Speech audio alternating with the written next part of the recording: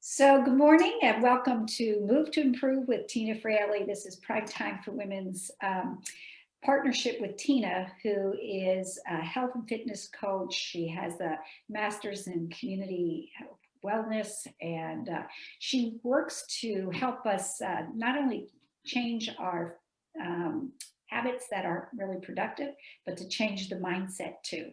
So Tina, thank you for being here today, and we can't wait to hear what you have to say and also to exercise with you.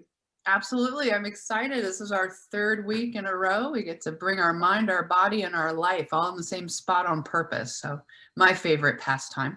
Yeah. So Tina, I know that today that you have some information for us, but you also have a handout that we can share. So you let me know when you want me to pull that up, okay? Yeah, no, excellent. So we're going to dive in today looking at our food and the relationship that we do or maybe don't have with it.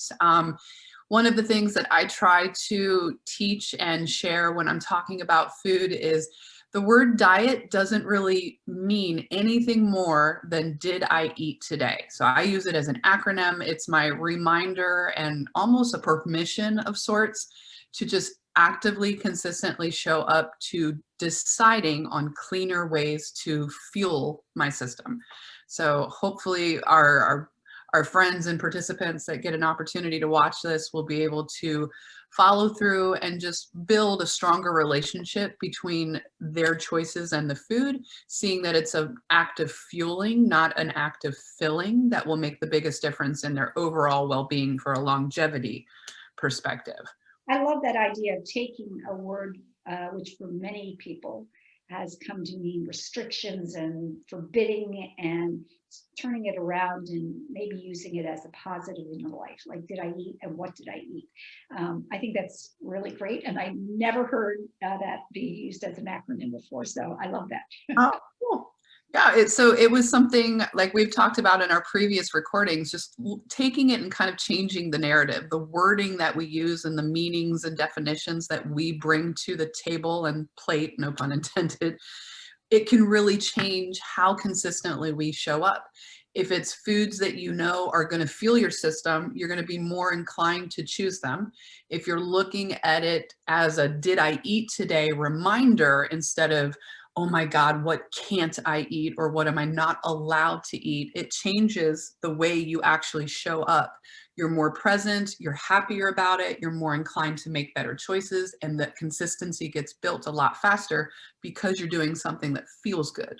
Yeah. And so how important is that just in terms of being intentional? I mean, if you're looking down the road and you're making plans about what you're going to eat, that intentionality's got to play some positive aspect, right? Oh, absolutely. So if you're willing to play the game with me, what did you eat this morning for breakfast? I had 2 fried eggs and I sauteed some onions and leftover potatoes last night and a half grapefruit and a cup of coffee. Okay. When did you decide what you were going to have for breakfast today? Yes, last night. Okay. When did you shop for what you had for breakfast today? Well, Sunday was when we bought the eggs. So I don't know if this counts, but one of the things that I read this book called Small Victories a while back. It's a cookbook, and all these little tips about how to use food. And so I have taken this to sort of like, it's like a personal challenge. I never throw anything out. So we had potatoes the other night and I just saved them, and that was Sunday, but I saved them so that I could do my home fry today with my eggs. Okay. So for the part that you shopped for on Sunday though, so today's Wednesday, Right. and on Wednesday morning, you had a food choice that you actually made Sunday, but we could actually even go back behind Sunday. Did you write a list when you went to the grocery store? Yes. Okay, so you had another tool. When you were at the grocery store, and don't laugh, but did you have the list that you made? Yes. Okay, so a lot of times we'll make a list and leave it at home or on the dash of the car. but another level of tools. So we made a list. We went to the store to purchase the things on that list. Were there other things in your basket that weren't on the list? Okay.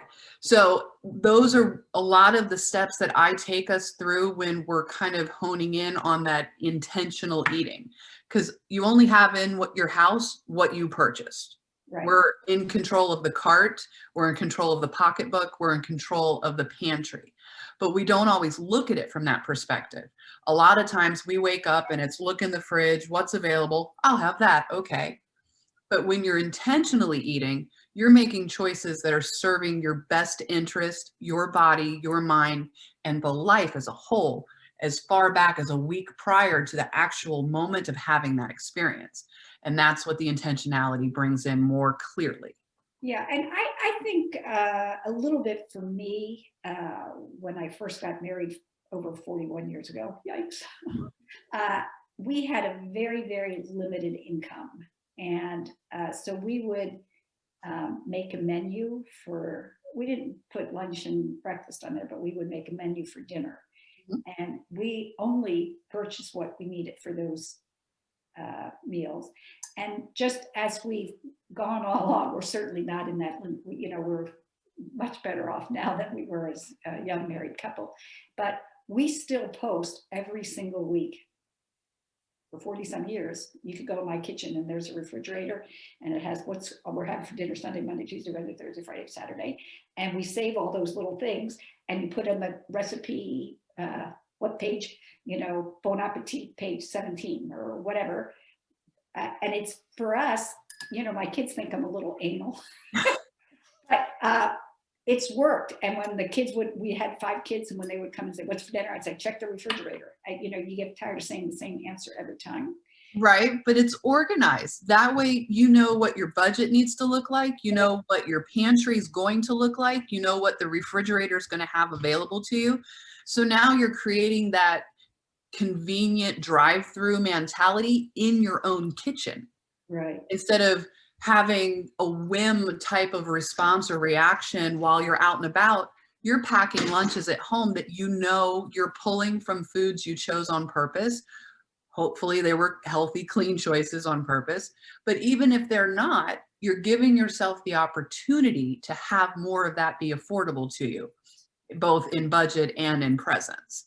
And I wouldn't say I always bought, it's not like I didn't ever buy ice cream or cookies.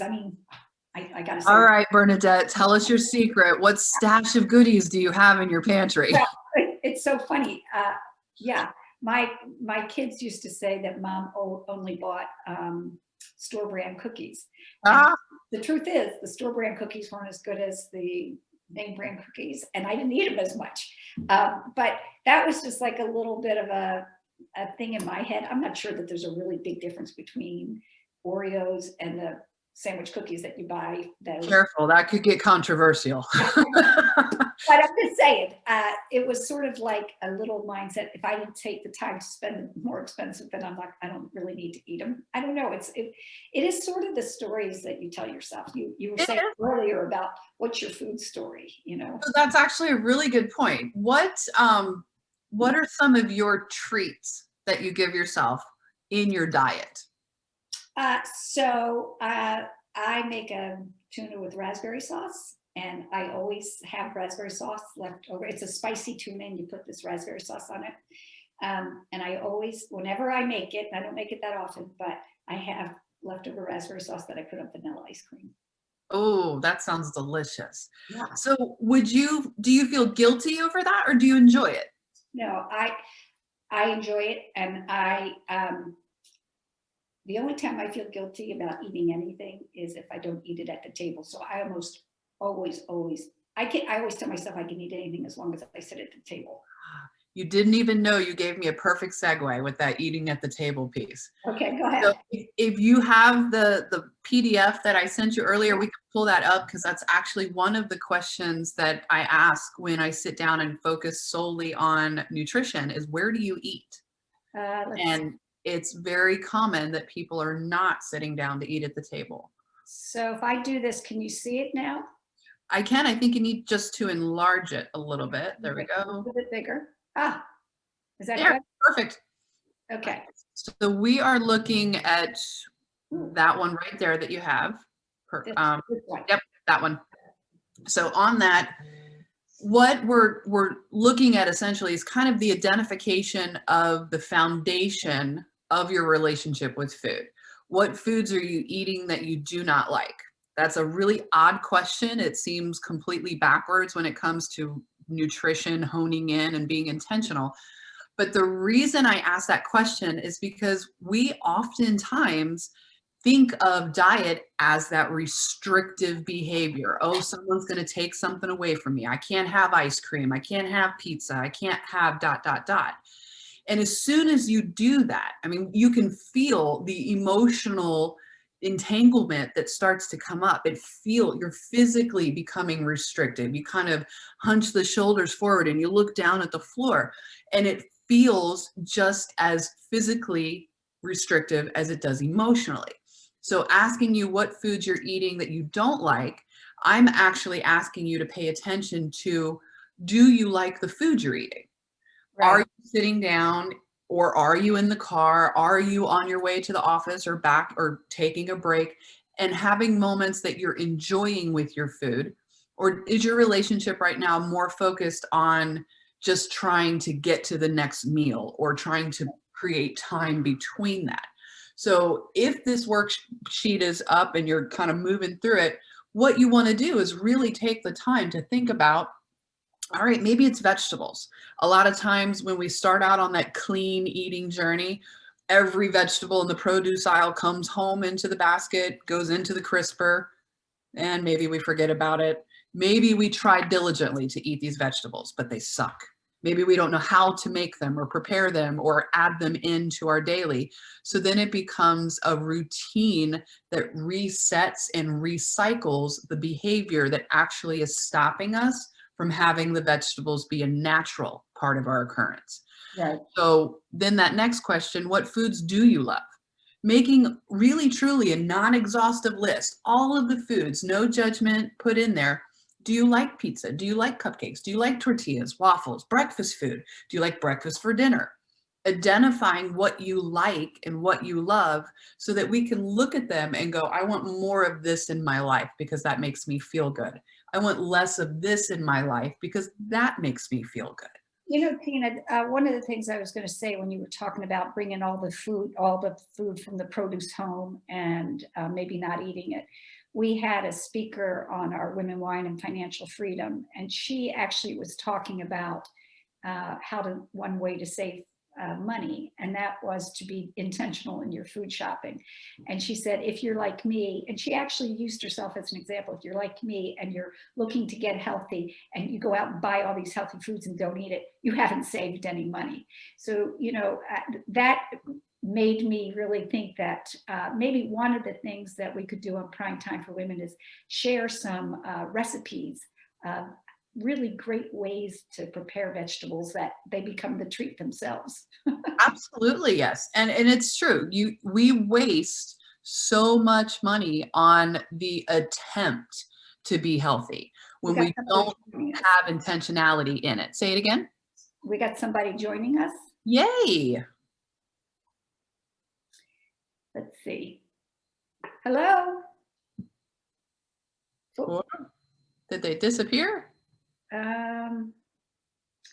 Yeah, I'm not sure, but okay. Okay, maybe they'll join us back in. Yeah, but no, it is very accurate that we can look at the intentionality as an opportunity, not just to increase well-being in nutrition or physical presence, but also in our financial presence as well. That well-being basket, if you will, is filled with our thoughts, our actions, and our mindset piece to it. So right. If you're making that grocery list, if you're trying to come at it from a more consistent basis, the intentionality and the consistency tend to go hand in hand.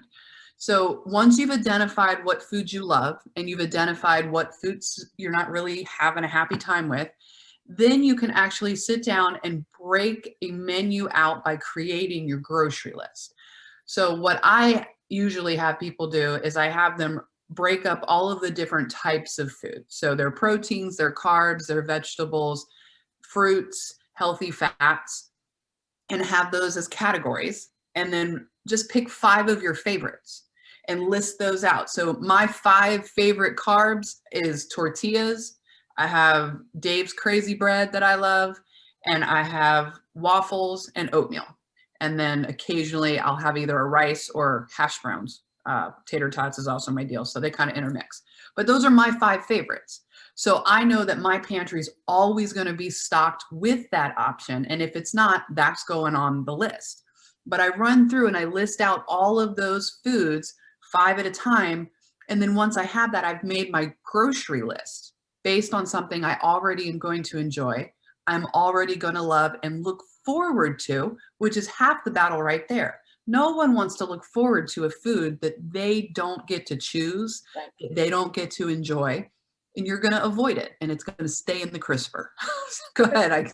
One of the things I was going to say is, I told you we make a menu each week for our dinner. Yeah. And we've been doing that for so long, but our kids are all gone now, except sometimes they're home because of COVID.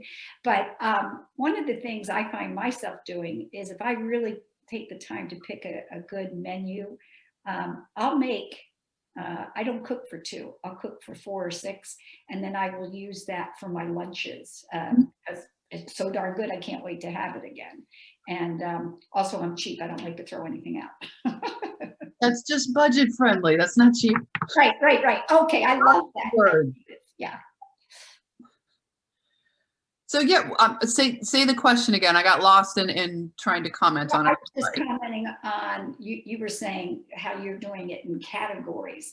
I don't necessarily, I haven't really done that, but I do the menu each week. And then that becomes not only my dinner, it also becomes my lunch. Absolutely. Because I'm reusing it as leftovers, or like the potatoes left over from Sunday night dinner was my breakfast this morning because I added onions and stuff to that. Yes. The hash. So I was going to ask you, do you have certain breakfast recommendations? I feel like that's one of the hardest parts for me. So breakfast for me tends to be a consistent meal just because it's easy for me. Right. I do eggs and spinach and a slice of toast with butter. I don't really have a whole lot of extra condiments on it. My husband loves the cheese. I just like it as a fuel for my morning when I don't want to say splurging, but when I'm indulging, it'll be eggs and French toast, eggs and an English muffin. I always have that protein just because I know it's what my body needs to start to get energy revved up and going. I don't think that you have to be stuck in has to be a breakfast food in order to have it in the morning. So that's probably one of my biggest tips. I've had grilled chicken salads for breakfast. When I'm doing a training program and I'm regimenting my nutrition, I straight up will have chicken and veggies in the morning. I might incorporate it with my eggs, but it gets another layer of vegetables in that I normally would struggle to actually get in because vegetables are not my favorite. Right. Spinach is my go-to because it wilts down into nothing, but you're still getting all of that nutritional value. You can saute it, you can do it raw, you can stuff it into smoothies, which is another one of my tricks. I will happily pack a smoothie full of spinach before I sit down and have a rabbit side salad.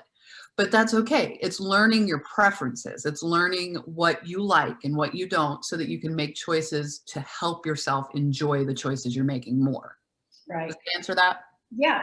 And I think, I just had my daughter and her boyfriend were here, and his family's Korean. Mm-hmm. And he made these lovely breakfast sandwiches on whole wheat English muffins with kimchi and egg. And I love kimchi. I love anything spicy, but I would have never thought of using that in a morning breakfast sandwich. And it was like to die for. And it's like, okay, so sometimes just sharing these tips, like your smoothie tips with the spinach, that's to pass on. We step out of our comfort zone with meals too. We've been taught that this is a breakfast food. Right. But when you really sit back and think about it, who really determined that eggs have to be the universal breakfast food? I love breakfast for dinner. So why not flip-flop it and have dinner for breakfast? Right, right. That's good. Yeah, that was a treat for my kids when they were little. Yeah. Breakfast. Right. Okay. Okay, good. I love that. Awesome. So let's see what's next. What do you believe about food? That can be a difficult question to answer because we don't always come to the table with our belief. We come to it with one we're told and we take ownership of. So what do I mean with that? That could be, what are the memories you have of food related experiences? For me, one of my earliest memories is being in my grandmother's kitchen and helping her make egg beaters because she wouldn't make regular eggs, and kielbasa. And I remember not being able to understand why there weren't regular eggs in my house. But my grandfather had had a heart attack. So she was making sure he didn't have a lot of fat in his diet, which is where the egg beaters came from. Mhm. Well, I was a confused child going back home and looking in my fridge and not seeing the eggs in the box. So memories and experiences kind of come with us. But even to this day, when I smell kielbasa or I go to make my breakfast, I can remember and put myself right back in my grandma's kitchen, the conversations with my uncle at the table, and watching her go back and forth and get my grandfather's food ready. So there's so much more involved in that food than the actual food itself. Do you have any of those types of memories for you? Well, one of the things I think about myself is I grew up in a family of 11 people. And I think that I learned to eat fast because uh, it, everybody got a serving, and if there was leftovers, you were lucky, but you could maybe have a little extra potatoes or something. But so like I ate mashed potatoes like crazy, but I think my mom cooked them a lot because they were filling and they were cheap. And another memory I have is I thought everybody bought a gallon of milk, made a gallon of skim milk and powdered milk and mixed them together. I just, Oh, I, wow. I never had plain milk until I went to a friend's house when I was like a junior high. I was like, what? Don't you have to mix that first? And she said, what are you talking about? But that was just, it was a way of stretching a dollar for 11 people. And when I got to be a teenager, if there was cookies in the house late at night, I was quite heavy earlier, but it was sort of like a little bit of a hoarding mentality. Like if I don't eat this now, it's not going to be there for me tomorrow. I don't even know if that Right. makes sense. No, it But doesn't. and then even after I went away to college, I wasn't eating like that. But when I came back into my mom and dad's kitchen, I swear to you, it was like just start eating because that's what I did there when I was a teenager. It That was weird. sense of urgency is muscle memoried. Yeah. It's in there, and your body and your brain have a program that was developed all of those years ago. So even if there's no stressful thing going on in that space, it's what your body and mind remember. So it goes to try and fulfill that memory so that you can be calm or back at homeostasis. Yeah, it was very strange. And I can remember even after I was married and I'd go back with my kids there, I would just, and I said to my husband one day, I said, what, God, every time I walk in this kitchen, I have to open up the snack pantry is what my mom called it. And, it was a beginning of I guess a understanding sort of like what you're talking about. It wasn't as clear to me as you've defined it, but that my response to food was formed not in that day, not because I was hungry, but a long time ago. Absolutely. Which then gives us the actual answer or solution on how we can actually increase, improve, or transition our food behaviors. Because then we're acknowledging that it's actually a behavior. Behaviors are something we are in control of. And if we're in control of it, that means it can change in the direction we want it to. We're not just left up to have to deal with what it is. And that's one of the coolest things, in my opinion, when you come back into a sense of self and you realize, oh, I don't have to open that cabinet every time I go to mom's house. but what can I do to stop myself from creating that habit? We create a new habit. So in that particular circumstance, maybe before you go into the house, you give yourself a second, like a little pep talk, and go, okay, this is normally what I would do, and I'm going to choose to do the opposite of it. I'm going to go in, I'm going to hug mom, I'm going to look for another way to respond in this moment that feels good to me.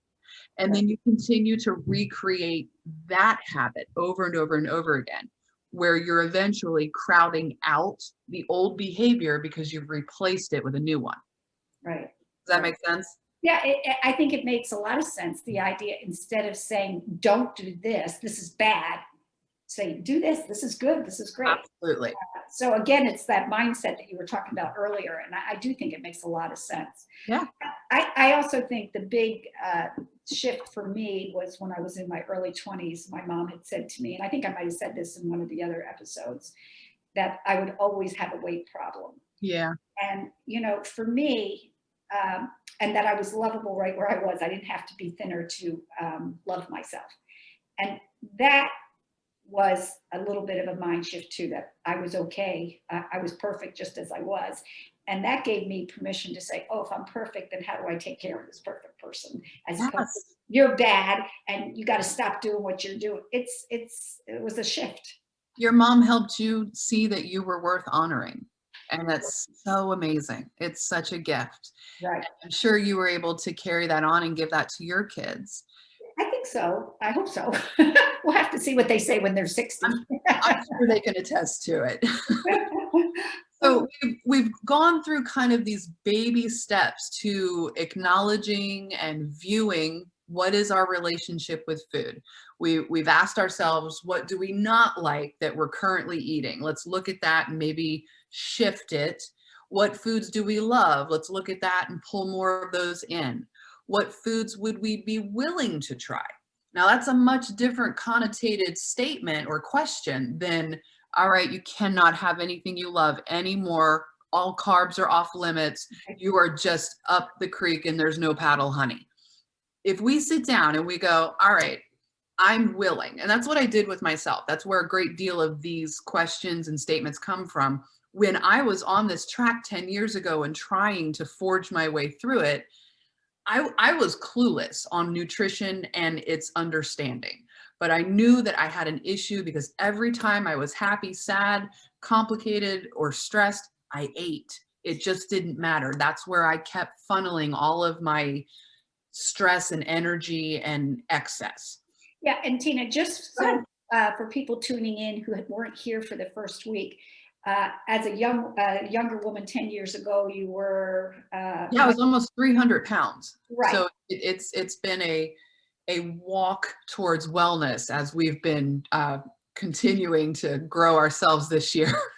And the beauty of your story is that you didn't say to yourself, I have to lose this weight by this amount of time. You said, I'm going to take care of myself. I'm going to explore. I'm going to see what unfolds. And you've been willing to follow each step. Yeah. And that's transformation. So I think it's a great model for, and a great example for all of us. And it models for us the possibilities of real transformation. So I just wanted to make sure anybody who tuned in knew that story. Yeah, no, thank you. I appreciate it because it definitely, it's made a difference in so many ways, not just me personally, but this has been a tool that I've been able to use with my kids. And there's almost been like this symbiotic relationship back and forth where I've been able to look at my own transformation from their childlike view. One of the stories I share, I had lost, it was 18 months total that it took me to go from a size 26 down to a size 6. And in one of the pictures, for me, that was like, oh my God, like, am I this big? Am I this unhealthy? Is that really what I look like? It just was a different perspective. And I kept that picture up, and a friend of mine had come over with her son who was friends with my oldest boy. And he picked the picture up and he asked me, Miss Tina, who is this? And I looked up at him. I'm like, what do you mean? That's me.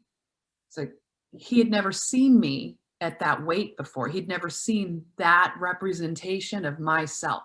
Mhm. And it was so just mind-blowing to me that I never along the way, it was never, like you said, it wasn't about a number or a size or anything like that. It was just, I want to feel good again. Right. The biggest difference between the picture that he was holding and going, who's that? And the person that was sitting in front of him going, that's me. What are you talking about? Was the mind shift. Right. It was the desire and just the drive to feel good in my own body and to understand how I could. And Yeah. that meant moving on a daily basis. That meant trying to figure out food. And it meant I had to give myself permission to be uncomfortable Right. and really stretch. I think, though, that the really powerful part of your story is this idea that you weren't focused on a scale and you weren't focused on so much external approval. You were focused on what feels good to me in my body. That internal focus. If you're looking to, I don't think we're ever really going to be successful if we're trying to please somebody else. Right. I don't think it matters. It could be nutrition, or it could be exercise. It could be in your spending habits. It could be in learning something new. If you're doing it for somebody else, that's quite different than saying, this is what I want, because then it becomes like a kind of self-care as opposed Yeah. to a self-shooting. You know, as Yeah. my father used to say, don't shit on yourself. Very, very good way to put that. It was healing and heartbreaking at the same time. And Yeah. I think that probably getting to the end of those 18 months and seeing the transformation, I had gone through a process where I literally just didn't recognize myself by the end of it. I had literally lost, I used to say and play, I lost a teenager. And that was the amount of weight that I had taken off of my body. But my mind still felt like that bigger woman, that bigger, stressed, more anxiety ridden, not happy woman. So there was still a transition that took place after the weight came off, where I was really honing in and having to understand why do I feel still feel trapped in my own body? What is the last piece of this that kind of needs to come around full circle and transform? And that was my mind. When I realized that I literally had to stop thinking from the same perspective, I had to grow that part of me just as much as I was growing the physical and the nutritional part. That's when things really started to change a lot. Yeah. I was allowing myself to be in my own life for the first time. That's great. And Tina, we have some other pages here, but I also know that you wanted to lead us in some exercises today. Yes. So do you want to continue doing this, or maybe finish this up next week? Or Let's pick this up next week if we're good with that. And that way, any participants that are able to, they can kind of go through and fill out this first, maybe the second page. maybe share their stories with us. And yeah, we would love that. You know that Prime Time for Women, a big part of this is giving women a chance to be seen and heard, to share their stories and know that they matter. So I just would encourage any viewers who would like to take the time to fill this part out to do that, and then join us next week when Tina picks up on there's 2 more pages, right? No, 3 more pages. Oh yeah, 2 more pages really. And then we can also work out together, which is so super fun. Perfect. All right. All right, so if you want to go get yourself squared away, I know you got dumbbells earlier, so I'm going to go ahead and locate us. Okay. All right. And right now you're I'm still going to stop sharing here so that I have you. Yeah, let's see. I'm going to make you bigger. Yeah. And we'll put you as speaker so that you fill the whole darn screen. Yay, there you are. Oh, thank you. Beautiful you. Okay. All right. So all we need today, if you've got a light set of dumbbells, that's great. If you don't, we can go for cans of soup. We can go with water bottles. If you don't have anything at all in hand, you're just going to make beautiful fists and you're going to engage that muscle and create your own resistance. So let me make sure you're able to see everything on my end. You should be able to see toes to the top. Grab my clock. All right. So from where I'm at here, do you have full screen? You can see toes? I do. I can see you perfectly. Excellent. All right, so we're going to start in a hinged position, and we have a triple row. So what we're looking for, your neutral in stance, which means your hips and heels are in the same line. You're going to hinge back, so we've got that soft bend through the knee, nice flat back. Weights are going to hang straight in front. You're going to pull 1, 2, 3, release it, and rise out of it. We're going to do that for an 8 count. So drop in, 3, 2, 1, release. Here's our first one. Drop in, 1, 2, 3 to the top for 2. Hinging, 1, 2, 3 for 3. Drop back in, 1, 2, 3. Here's our halfway point for 4. Drop in, 2, 3. Release and rise for 5. 2, 3. Release and rise for 6. 1, 2, 3. Here's 7. We've got 1 more. Drop in, 3, 2, 1. Release and rise. We'll come to the center of our room. We're going to come into a loaded squat. So I'm going to have you take the weights to the top. You're going to anchor them at your shoulders, turning them in, hip distance apart with the feet. Drop into a squat as low as you can, keeping your chest and your chin nice and high. You should be able to look straight ahead without too much effort. Keeping the core braced, drive through the heels, squeeze the glutes up at the top. We've got 5, 4, 3, 2, and 1. Last time, all the way down, all the way up. We're going to take one of your weights and set it off to the side. Our next move, we're going to load the weight at our shoulder. The opposite leg is going to lunge over. So I'm right-sided with the weight, left side with the leg. We're going to come over and down and then pull back up to the top. Your free hand is for balance. Lunge over, take the weight to the toe, pull back up to your shoulder. Keep the weight nice and tight and close to the body so you're staying in control of it. Reach down and pull up. 5 more. We're going to come to the top after that set and go right over to the other side. 4 more. Reach and pull. Back stays nice and flat. 3 more. 2 more. Core's engaged, nice and tight to the spine. 1 more. All the way over, all the way up. We're going to switch sides. Weight comes over to the opposite arm. Extend out. Reach down. Pull up. 8, 7, 6, 5, 4, 3, 2,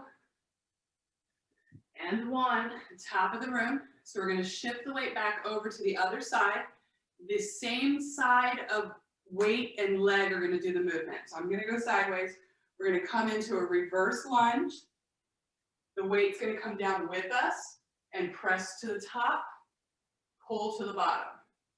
Press, straight leg on the front, hinge under, push through for 8, 7, and that range of motion is up to you.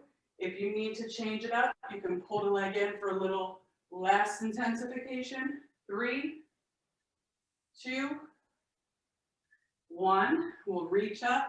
We're going to switch and do the same thing on the opposite side. Nice long step back. Shoulders locked in. Reach up for 8, 7, 6, 5, 4, 3, 2, and 1. We'll pull everything in. We're going to let that weight down. Then we're going to come into a plank hold. 30 seconds of engagement. So we'll get our clock going. We're going to come down. You can have a tall plank. Shoulders are stacked over your wrist. or you can have a low plank, shoulders, wrists, knees, holding and breathing. Is Matt going to join us? He's on his way to the hospital. He has to go to work. We're embracing. Yeah, it looks good. Keep it up. Those knees off the floor. Yeah. 15 seconds. 10 more seconds. 5, 4, 3, 2, 1. Releasing easy out of it. We're going to work our way back up to the top of the room. All right. We're going to come back into grabbing those dumbbells, neutral in position. Remember, if you need water or you're feeling the weights are a little more than you want to play with, we just take them out. Tina, real quickly, can you talk about the importance of drinking water? Water is super important because your body needs the fluids to keep the movement nice and fluid as well. So your synovial fluid, your body's digestive tract, all of the nutrition that your body takes in, your water needs it in order for your body to know what to do with it more effectively. Bathroom issues as well.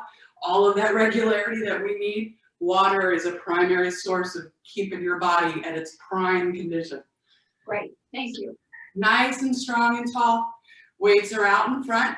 We're going to start with the weights at the bottom. We're going to circle up to the very top. We're going to open, press back up, and then close, circle back around. We've got 8 of these all the way up. Open, press back up, close for 2, nice and slow and controlled. Soft knees, you don't want anything locked out because then we pass out and that's bad. Pull down, press back up, halfway point for 4. If the weights feel like they're heavier in one direction than the other, go ahead and take them out. 5. Anything tenses up or pulls from the neck, go ahead and take those weights down. Here's 7. Breathing nice and easy. Last one, all the way through. Push back, release down. We're going to rotate the shoulders down and back again. You're going to create room, 90-degree angle with the elbows at the rib cage. We're going to open out and then pull back. This is an excellent move to help increase your posture. So if you're someone like me that spends a lot of time at the desk and you're kind of looking down and over your shoulders, this one pulls everything back because it's the opposite reactionary engagement that we find with our phones and our laptops. 3, 2, and 1. We'll release out of that. We're going to come into a squat stance. We've got wide stance, sumo style. Toes are going to track out. Shoulders are going to come down and back. Weights are going to start at the bottom. Nice and easy through that squat. We've got 8, 7, 6, 5, 4, 3, 2, and 1. We're going to come back down, stay in that sumo squat, and we're going to curl forward with the hands, still keeping the chest and the chin nice and high. 3, 4, your quads and glutes should be singing a little bit of a song right about now. They're talking to me. And 1, come up and out of it, squeeze to the top, press that weight up and overhead. We've got a tricep extension. So now we're going to load up and press everything to the top for 8, 7, 6, 5, 4, 3, 2, and 1. Bring it back overhead, then pull the legs in underneath you. We're going to take the weights down. We've got crunches from the floor. We're going to end with a little bit of a core work. So we come all the way down to the ground. No weights needed for this one. We're going to start with our hands gently back behind our head. There's no pull on the neck.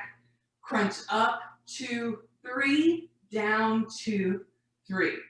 Up, 2, 3, down, 2, 3.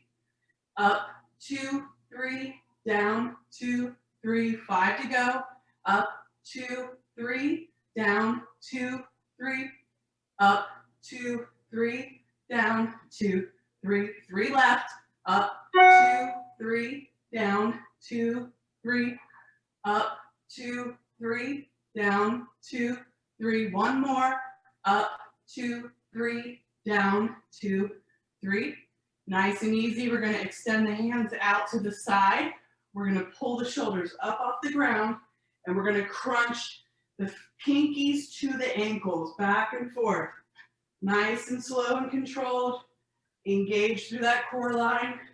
8, 7, 6, 5, 4, 3, 2, 1. Releasing out of that. We're going to pull ourselves up to seated position. We're going to kickstand the feet. Pretend there's a thread pulling from your belly button across the room so it pulls everything in nice and tall.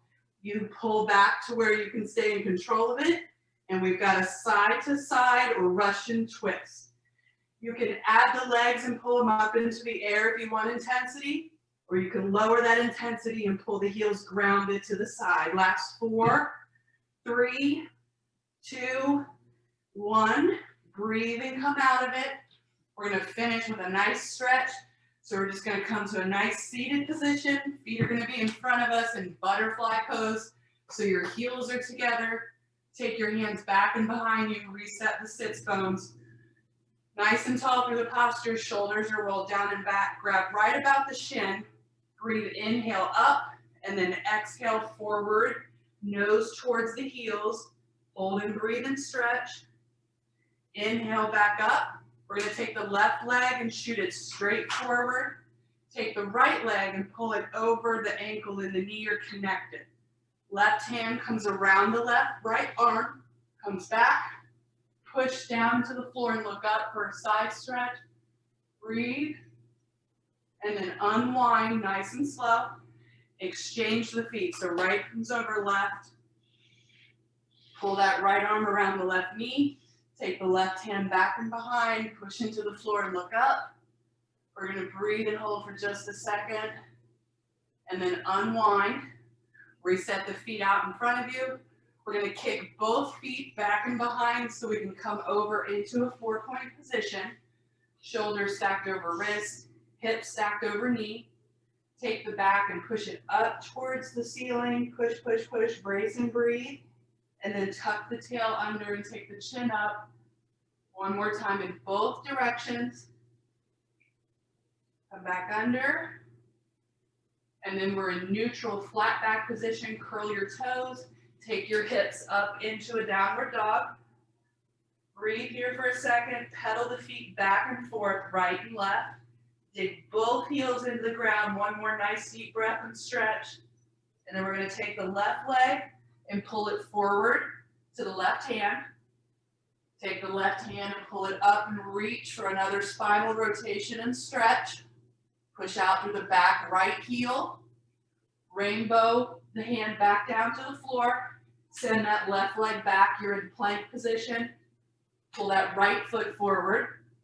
That right arm comes up and stretches and reaches and breathe. Pull the hand back down to the floor. Send the right foot back. Push back into one more downward dog. Breathe.